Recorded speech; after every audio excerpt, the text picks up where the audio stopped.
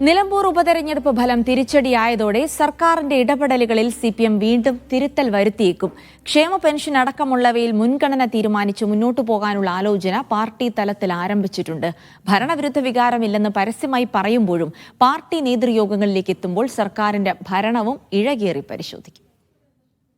കഴിഞ്ഞ ലോക്സഭാ തെരഞ്ഞെടുപ്പിൽ വലിയ തിരിച്ചടി ഉണ്ടായതോടെയാണ് സർക്കാരിന്റെ മുൻഗണനാക്രമത്തിൽ സിപിഎം മാറ്റം വരുത്തിയത്.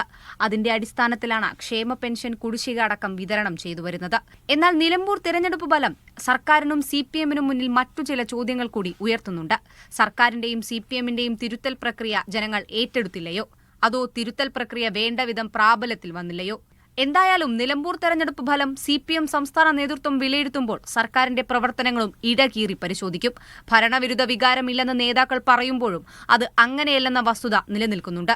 യുഡിഎഫിൽ നിന്നും എൽഡിഎഫിൽ നിന്നും അൻവർ വോട്ട് പിടിച്ചിട്ടുണ്ടെങ്കിലും എൽഡിഎഫിൽ നിന്ന് പോയ വോട്ടുകൾ സർക്കാർ വിരുദ്ധ വികാരത്തിന്റെ ഭാഗമാണ്. എൽഡിഎഫ് നേട്ടം പ്രതീക്ഷിച്ച പോത്തുകൽ, കരുളായി, അമരമ്പലം പഞ്ചായത്തുകളിൽ കാര്യമായ വോട്ട് നേടാൻ കഴിയാതിരുന്നത് ഭരണവിരുദ്ധ വികാരത്തിന്റെ ഭാഗമായി കണക്കാക്കാം. തദ്ദേശ തെരഞ്ഞെടുപ്പിന് മുൻപ് സർക്കാരിന്റെ പ്രവർത്തനങ്ങളിലും മുൻഗണനാക്രമത്തിലും വീണ്ടും മാറ്റം വരുത്താൻ സിപിഎം നേതൃത്വം തീരുമാനമെടുത്തേക്കും. ക്ഷേമ പെൻഷൻ വർധനവടക്കമുള്ള കാര്യങ്ങൾ സിപിഎമ്മിന്റെ പരിഗണനയിലേക്ക് ഉടൻ വരും എന്നാണ് സൂചന.